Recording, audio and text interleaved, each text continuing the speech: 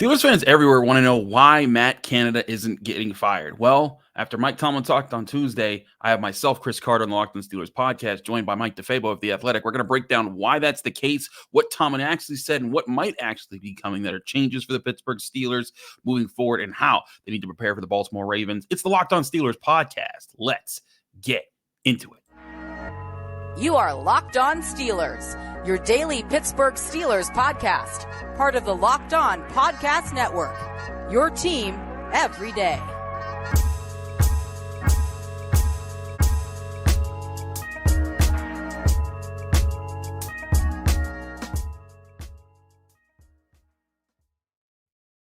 Hello, welcome to the Locked On Steelers podcast. I'm your host, Chris Carter, bringing you your daily dose of all things on the Pittsburgh Steelers. Always, you can find this show on your favorite podcasting app and on YouTube. Like this video if you enjoy it. Subscribe to this YouTube channel to get all of your daily Monday through Friday episodes, as well as our bonus content. We thank you for making us your first listen every day, because we're your team every day. And as I said before, we're joined by Mike DeFabo of The Athletic. He covers the Steelers for them, does a great job. Mike, we just got out of another Tomlin Tuesday press conference a few hours ago, and shockingly, Matt Canada was not fired, and all of Steelers Twitter was so surprised.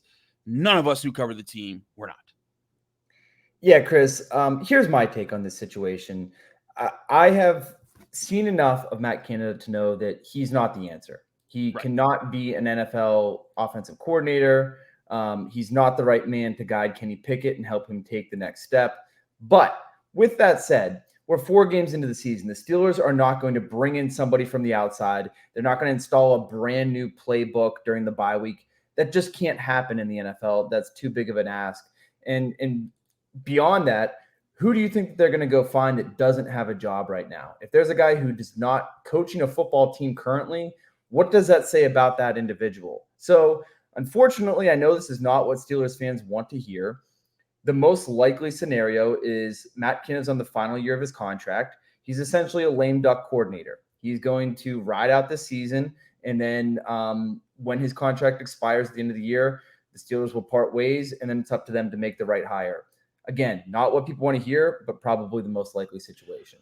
I think it's important to remember that Mike Tomlin was not the person who said, Matt Canada, bring him in here. I know that some people are pointing out, they're like, Matt Canada gave a scholarship offer to Mike Tomlin's son, as well as 14 other D1 schools that gave him offers. That is the dumbest conspiracy theory out there. But on top of that, you have the whole point that Mr. Rooney wanted him.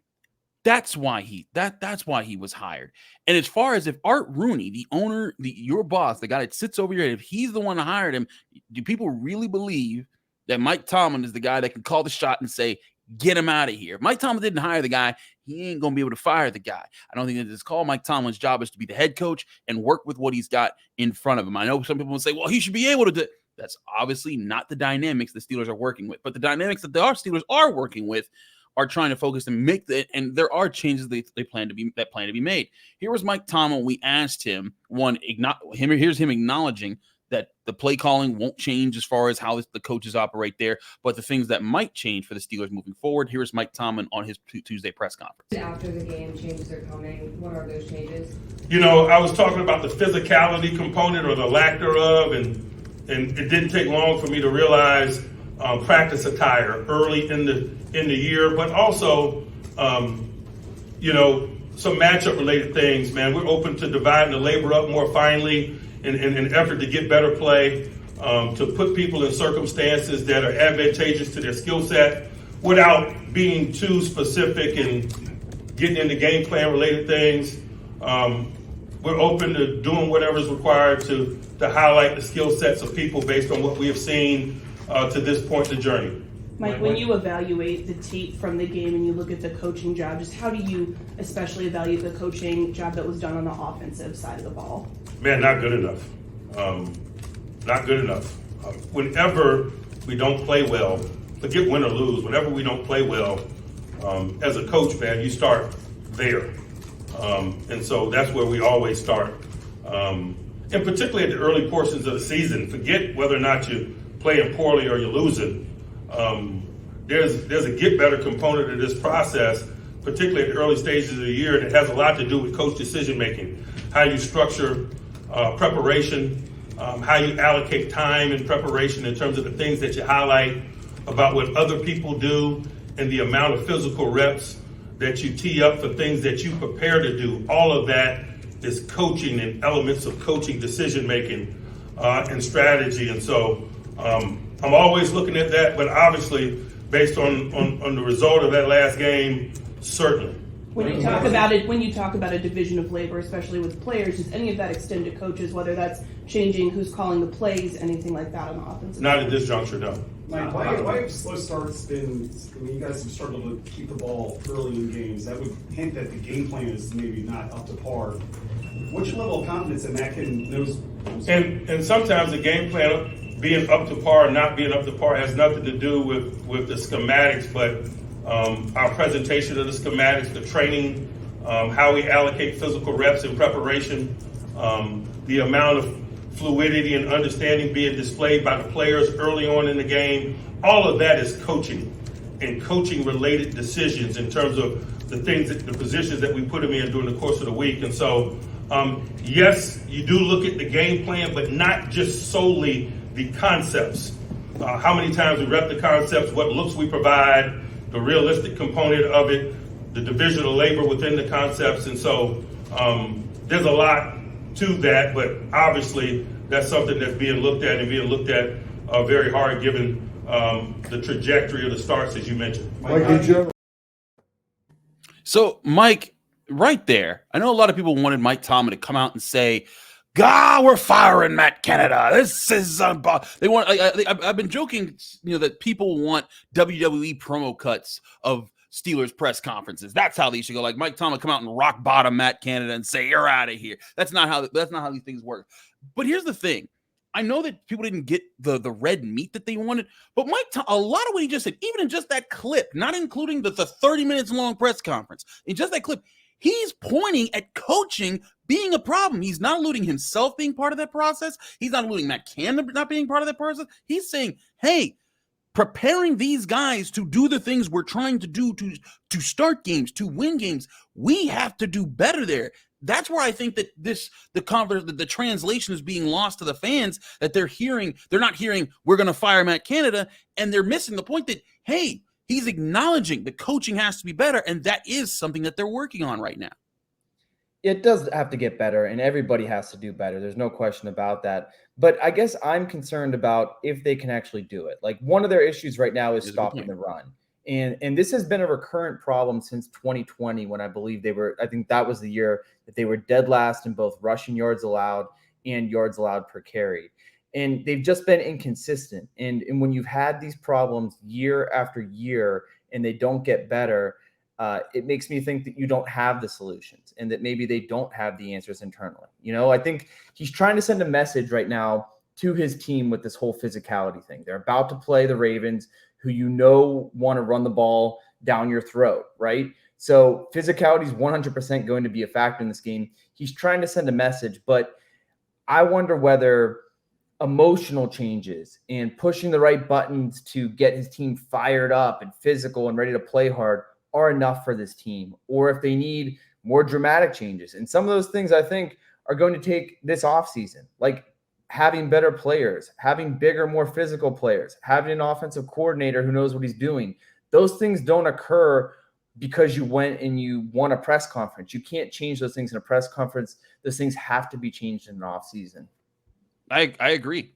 That's absolutely the case. You can't, that's the thing. People think that things that are said in the Tuesday press conference are going to be the determining factor that right. How Mike Tomlin answers the question is going to determine whether they win, or what questions are asked are going to determine whether Mike Tomlin wins. No, what determines whether the Steelers win is the decision they made this offseason to bring back Matt Canada, or the decisions in terms of how they were going to allocate their resources with a quarterback on a rookie contract to fill out the rest of the roster. Those are the things that matter, not what Mike Tomlin says in a press conference. And how they do practice week to week, because I think Mike Tomlin acknowledged, and we'll get to this in the next segment a little bit more in depth, but he acknowledged at the top of his thing, hey, we need to be practicing to be more physical, because the Steelers came out in the game and he was very clear, and I agree with this assessment. They got bullied off the line, and that was not supposed to be the identity of this team. And I think to what you said, it was 2021 that they ranked dead last in stopping the run, because in 2020 they were last in running the ball. They got Najee Harris, that changed, and then in 21 they were dead last in stopping the run. And then when they brought in Brian Flores, I think they were top 10 as a defense. I forget where run defense fit into that last year, but it's definitely something that they've needed to address. And especially now without the guy who's been a key factor when they've stopped the run, Cam Hayward being in there, they have to address some things. And so I think across the board, he's like, hey, things have to change. But part of it, he's not like, I think what some people are hearing is the part where Mike Tomlin gets into, needing to, having a padded practice on Wednesday and wearing pads and trying to start the games to be more physical and getting a lower pad level. That is not alleviating any responsibility from coaching in there. That's saying, hey, part of it is we do have to press this, but he also, as he's brought up several times in that clip about preparation, getting guys to know where they're supposed to be and having them be ready. A lot of that is to do with coaching. Right.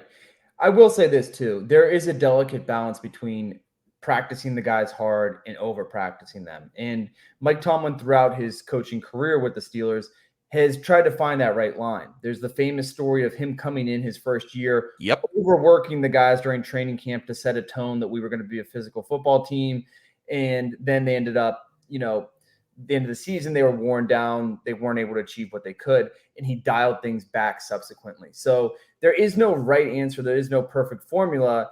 And that's what Tomlin acknowledged. And I agree with him here. And I can sympathize with what he's going through because, having the guys go out there and run the Oklahoma drill for 45 minutes, yeah, you might prove a point, but then they're all going to be dead for the game, right? So there is that fine line between getting the guys the necessary work and overworking them.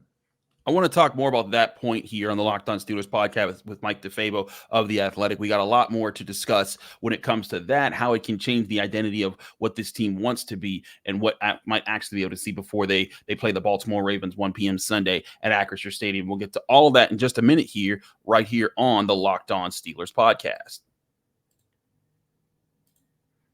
But first, we want to talk to you about our friends at eBay Motors, because this episode is brought to you by eBay Motors. Our partners at eBay Motors have teamed up with Locked On Fantasy Football host Vinny Iyer, who to bring you some of the best fantasy picks each week all season long. Whether you're looking to the waiver wire or you're looking to make the right start and bench the right guy this week, Vinny's going to give you picks all season long that are guaranteed to be guaranteed fits on your roster, just like eBay's guaranteed fit for the fantasy pick of the week. This week's guaranteed fit is Bengals running back Joe Mixon, who's off to a slow start with the rest of the team's offense, as well as Joe Burrow, as he battles back, playing back through his calf injury. But with the receiving core shorthanded, with T. Higgins being injured, and Cincinnati in desperate need of a road victory at Arizona, look for them to focus on winning with the rushing attack and their defense. The Cardinals have allowed some ample production on the ground. Look for Mixon to get 80-plus yards and a touchdown. With eBay's guaranteed fit and over 122 million parts and accessories for your vehicle right at your fingertips, you can make sure that your ride stays running smoothly.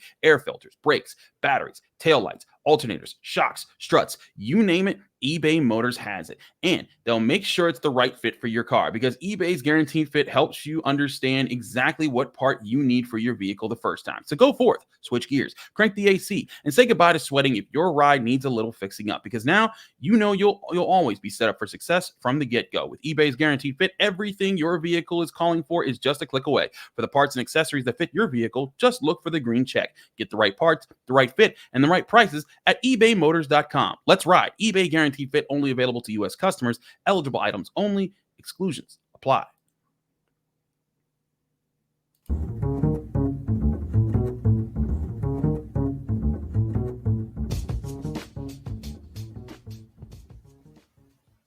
Back here on the Locked On Steelers podcast, I'm your host, Chris Carter, with Mike DeFabo of The Athletic. Mike, wanted to address this with you, with Mike Tomlin's talking about the physicality standpoint here. And this was another part of the press conference that I didn't get a chance to clip up to play the full clip. But basically, here was the quote that Mike Tomlin, he gave this right at the top of his address. He did not wait. He did not wait around. He went right to it. He said, "We've been in helmets in preparation. And I think that at the start of the game, us warming up to the physicality component of it probably had something to do with their struggles, particularly at the early stage of the game in terms of development and fundamental development. He said he thought the Texans had better pad level, particularly early in the football game on both sides of the ball, and that led to a factor of how the Steelers got behind and weren't able to start the game off hot. And he said obviously in the second half they got some traction because they were adapting to the physicality of the game, and he said that could be reflected in some of the stops that they had and a little bit being able to run the ball in the second half. He said it's still, you put themselves behind the 8 ball. They weren't able to come back. And he said talking about the assessment of what they had, the physicality component of it is something that caught their attention and why they're going to prepare for that, especially against a physical Ravens team. Steelers Ravens is always a physical game.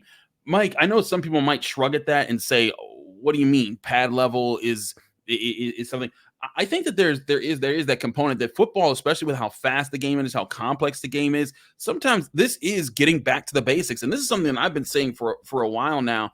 I think the Steelers especially on offense, defense can address this as well in the run game, but there were elements to their game that I thought are just missing, and it's the basic parts of it. And sometimes it can be a wake-up call as far as getting physical again, readdressing some of the things to rekindle some of the basic parts of, hey, you need to push that guy off the ball. You need to be more physical. And Mike, this was supposed to be the identity of this football team.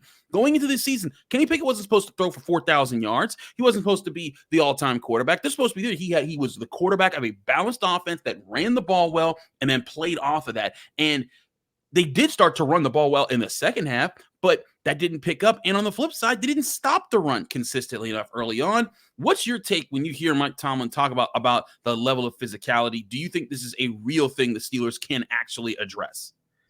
Yeah, and I think that it goes into, I'll focus on offense here, running the football. And last season, when the Steelers their season was in a tailspin, they were 2-6 going into the bye week. They were the 8th worst rushing team at the time. People were questioning the whole Najee versus Jalen Warren debate was popping up.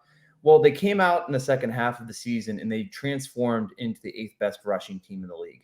I think right there, that's your blueprint. And that's some of what Mike Tomlin is hinting at, is that maybe something similar to that could be part of the solution on offense. And look, I understand that nobody wants the Steelers to return to the 70s. It's not the 70s anymore. It's not the 90s anymore. You have to be able to throw the football. But you still look at teams like the Eagles, that when things have gone terribly wrong for them and they look like they can't get anything going, they know that they can lean on the running game. Similarly, 49ers, one of the top 5 rushing teams in the league. You could still win football games and win Super Bowls if you're a rushing team. So, I think that the Steelers need to look at that. They need to look at last season. They need to look at these other teams and say, if we have the baseline and our floor is, we know we can get 3 to 4 yards per carry, we could shorten the game, and we could take some pressure off of Kenny Pickett, who is struggling right now. I think that's the formula right now. And I get it. You want Kenny Pickett to be Patrick Mahomes overnight. You want the Steelers to air the ball out. They're not there because of the offensive coordinator or because of the quarterback or probably because of both. They're just not there. So they need to make things easier on their quarterback. They need to set up more manageable third downs, and they need to run the ball effectively to shorten these games and to kind of have something they can lean on when things aren't going the right way. I'm right with you. I think that there are things that they have to do on the field to be that team. Mike Tomlin told Keeanu Benton way back, and we'll get to Benton and the rookies in the next segment. But Mike Tomlin told Keeanu Benton when they were talking to him, they wanted to be a goon squad. They wanted to be physical, and well, that was a cool thing that was said there.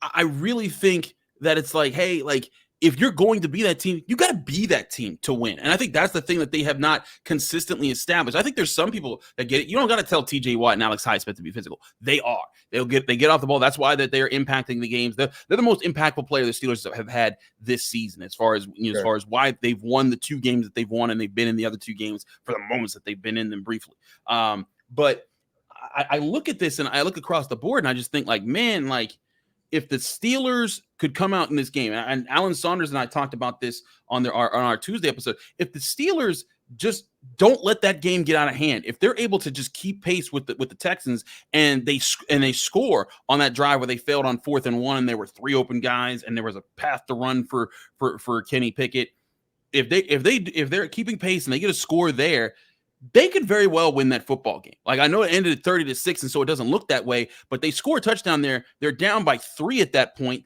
They'll be on a what would have been a 13-point run, and the Texans would have had pressure on them to actually execute on offense. They wouldn't have had any momentum. They're a young team as well. They're building off of that. It's why winning those moments are so important. Why, as a coach, you have to emphasize, especially if this is going to be your identity. It'd be different if they had a great, expansive passing game, but that's just not the reality right now. They have to win with this style of ball. Right. Absolutely, Chris. I also think that maybe we bought into what they were saying too much. We heard Omar Khan and Andy Weidel talk about how they're a team that values the line of scrimmage. They want to be a tough physical football team that breaks the opponent's sword in the second half. And they did make some changes, and those were good changes towards the goal. But I'll steal my buddy Brian Bacco's take. He said, it says something about the line that the Eagles' worst offensive lineman is the Steelers' best. And I think that's something that Steelers fans maybe need to realize as well is, yeah, over time, you'll see the Andy Weidel impact, and maybe the team built similarly through the trenches that's physical and tough, but maybe they couldn't do that all in one offseason. And, as much as I really like as a person Mason Cole, and he's very friendly in the locker room, he's getting beat very consistently. Chuks Okorafor, he's getting beat. So just because you went and you signed one offensive lineman doesn't all of a sudden make you a mauling offensive line. And I think that that's probably the same on the defensive side of the ball, on the defensive front. So, some of these changes they'll try to make and try to send a message through padded practice on Wednesday. But again, these are also changes that are going to have to be made this offseason with more significant overhauls to different position groups. I agree. And one of the guys that could change that on the offensive line is Broderick Jones. We now know that Dan Moore Jr. will not be playing in this upcoming game, which means it's Broderick Jones time. So let's talk about the rookies. We'll do that on the other side of this break here on the Locked On Steelers podcast. Chris Carter and Mike DeFabo, don't go anywhere. We got a lot more to say. But first, I want to remind you, this episode is sponsored by BetterHelp Therapy Online. Life is full of twists and turns, and it's important to show up for yourself throughout all of them. And I've faced plenty of times in my life when I've tried to shoulder on a lot of burdens, but found my answers thanks to the help from good therapists. And that's where BetterHelp Online Therapy comes in. They assess your needs. They can match you with your own licensed professional therapist in less than 48 hours. It's not a crisis line. It's not self-help. It's professional therapy done online, available to people worldwide. You can log into your account anytime and send a message to your therapist. With therapy, it can take a few tries to find the right fit for you. BetterHelp makes it easy and free to change therapists if needed. And they have a special offer for our listeners. Get 10% off your first month at BetterHelp.com/lockedon. That's BetterHelp Therapy online by going to get 10% off your first month when you sign up at BetterHelp.com/lockedon.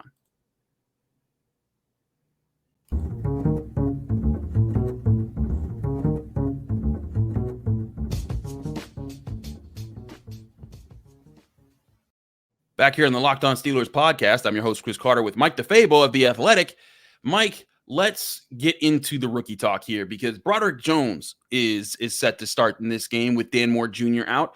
I didn't think he was terrible in this last game. I didn't think he was particularly great, but you saw the potential there with, I think, how he started blocks, and then you saw kind of moments where his technique kind of broke down, as expected from, a 21-year-old rookie in the NFL. Those things are going to happen. But I do think that, especially in the run game, he can be an added factor there, as well as another rookie like Darnell Washington, who probably will be starting this game because Pat Freiermuth, as Mike Tomlin stated, is doubtful to play in this game with his knee injury. I look at this and I say this is an opportunity for the Steelers to be more physical. And those two rookies, which are on the offensive component, were drafted to help as far as being more physical. That's where this is a chance to kind of see a lot more of that. Yeah, I think with Broderick Jones in particular, you have to look at where he's at in his development. So he's a guy that only had 19 college starts, very raw, pretty young. We knew coming into this, and everyone was saying this, that he was going to take time to develop and he was going to take his lumps when it came to pass protection. And he has, dating back to the preseason and in his limited exposure in regular season games. I think he's been very up and down when it comes to his pass protection. But what do we know about Broderick Jones? Very, very athletic. And I think that the Steelers need to look at their personnel, and this is part of some of the changes they should be making, and say, what does Broderick Jones do better and different than Dan Moore? And that's getting out in space, using that athleticism. So they need to design plays and run the plays that highlight that. So things, for example, I know Steelers fans hate the screen pass, but when Broderick Jones in college was able to get out in space on a screen, he was out there pancaking defensive backs, pancaking outside linebackers.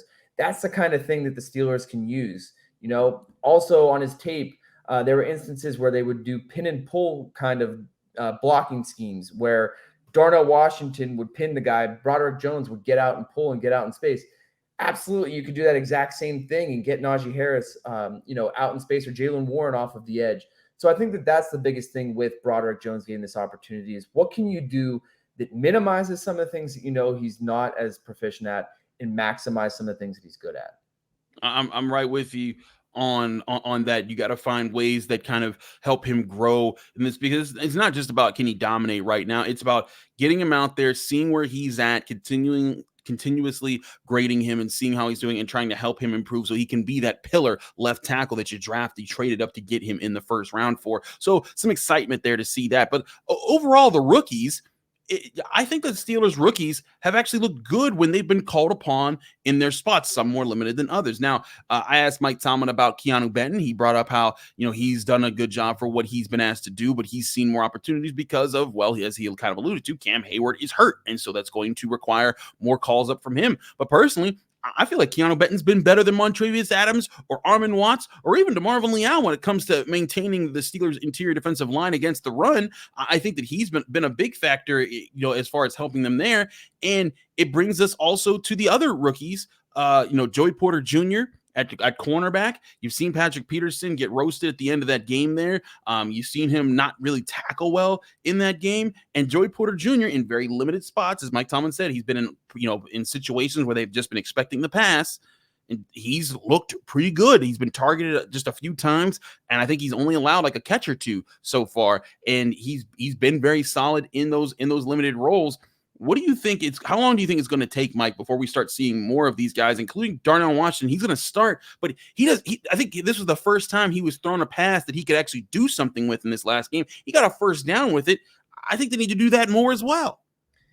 Yeah, I think for two reasons, it's time to start playing the rookies a little bit more.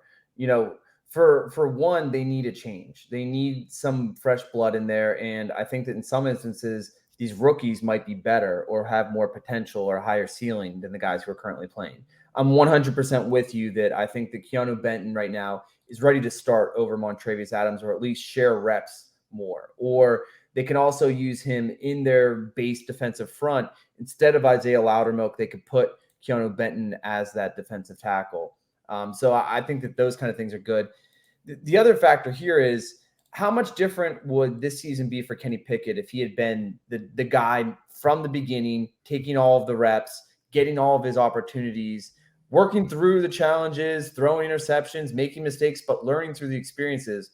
And I think the Steelers need to be realistic with themselves. Based on what I've seen in the first 4 games, they're not going to be a Super Bowl contender. This is a rebuilding year. So if it is a rebuilding year, part of that is get the young guys exposure, get them experience so that next year, if you are going to be a legitimate contender, they're ready. And so I think, again, part of this is the guys that are starting and playing the most aren't playing up to expectations. The other part is, if you want things to change, you're going to have a youth movement, and playing some of these guys could help prepare you for the future.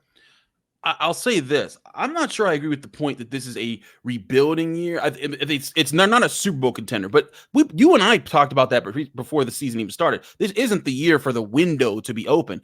This is the year to set up the years for the window to be open. I mean, to me, maybe it's not a rebuilding year as much as it's a kind of formation year. I think last year was kind of a rebuilding year. They needed to somehow survive that season with all the things they were going through. But this year is to take the step forward from your rebuilding year. And right now they're 2-2. you know, right now they're still ahead of where they were this time last season by a game. If they win on this upcoming Sunday, which I don't think is out of the realm of possibility right now, because it's Steelers Ravens, it's the AFC North football, anything can happen. But imagine if they get through Sunday, they go into the bye week, they get back Deontay Johnson. Everyone's starting to get healthy again, and they're in first place in the AFC North compared to where this time last year you were sitting like, man, I don't know if the Steelers are going to win another game until TJ Watt comes back. That can be such a different point where if this team starts to pick up steam the way it did last year, the way that they started to figure things out, the offensive line got better, the run game got better, Kenny Pickett started to figure out how to fit things in different situations, the defense also got better. If they progress that way and they start up and they're doing so from not having to climb back 6 games in the hole in the playoff race, this team can very well put themselves in a better position. Again, I don't pick them to go far. I still think this is a team that makes the playoffs. I don't pick them to go far in the playoffs. I said that from the jump here. But I think I maintain they're still right where they need to be to take steps forward. The question will be, will they take those steps forward? And part of those steps needs to be, in my opinion, seeing what some of these rookies have. Yeah, I agree with you, Chris. Before the season, my prediction was 10-7. And I actually think that that's still my prediction right now. I think that they're a team that's going to finish barely with the winning record, that's going to make one of the wild cards and lose in the first round pretty handedly. I think that's where they're at right now. But I think they should be looking for opportunities to get guys like Joey Porter Jr. in. And I think it's also when guys are underperforming. You know, it's not like Patrick Peterson and Levi Wallace are playing great and fans are clamoring for Joey Porter Jr. I mean, if you are a wide receiver in the NFL, invite your family to the game that you play the Steelers, because these guys have been balling out against the Steelers. Like all 4 guys basically have had their best game playing against the Steelers secondary. So, you know, when that is the case, when the results are so poor from, you know, then you do have to reconsider, is it time to start playing the new guys? I think it's a big question moving forward. We'll see if that changes for guys moving forward. Mike Tomlin did say how he's liked how both Broderick Jones, how really all, you know, when we asked him about any of the top 3 rookies they picked, Broderick Jones, Joey Porter Jr., Keeanu Benton, he says all of them have been doing well in practice. To me, Mike, that's a good sign that they have them. I think that if it's not going to be this week, it needs to be soon. We'll see Broderick Jones get his first start this upcoming week, presumably with him being at left tackle and Dan Moore Jr. being out with a knee injury. But I really believe this is the time you need to start seeing them. And even if it's, you know, even if they're making mistakes that are costing you in games at different points, as long as it's not like catastrophic failures, as long as they're teachable moments that you see that you can take progress with, I think that's just as important as winning some of these football games right now. Yeah, definitely. I mean, that's the balance that they have to try to find right now is how do you prepare some of these young guys to be very significant contributors next year, while also knowing that the Steelers are never going to give up on a season. And until the very end, they're going to try to do everything they can to win that game that's right in front of them. So it's a tough balance, but I think that there are ways, as we're mentioning, playing Keeanu Benton more so that you can help fix the run defense and win the next game, or help shore up some of your secondary by maybe preparing Joey Porter Jr. and allowing him to have more opportunities. So sometimes they're the same thing, but if I were the coach, I would be erring on the side of playing the young guys who can help you for the future as you're looking for some of these solutions. Absolutely. He's Mike DeFabo of The Athletic. We thank him for always appearing on the Locked On Steelers podcast. We call upon him. Mike, let people know they can find you, follow you, and get more of your work. Yeah, absolutely. You can always find me on Twitter or X or whatever they call it nowadays. That's at Mike DeFabo. And you can read all of my work in theathletic.com. Absolutely. He's Mike. Check out all his great work at The Athletic with Mark Caboli. I'm your host, Chris Carter of the Locked On Steelers podcast. Find me on Twitter and Instagram at Carter Critiques. Read my work at post-gazette.com with the Pittsburgh Post-Gazette. And find me here on the Locked On Steelers podcast every day, Monday through Friday, as well as weekends when we have bonus episodes, because we are your team every day here on the Locked On Podcast Network. Tomorrow is Crossover Thursday, which means we got Kevin Ostreicher from Locked On Ravens joining us. What's the key factors from both sides in this game? We'll talk about that then. Join us there on the Locked On Steelers podcast.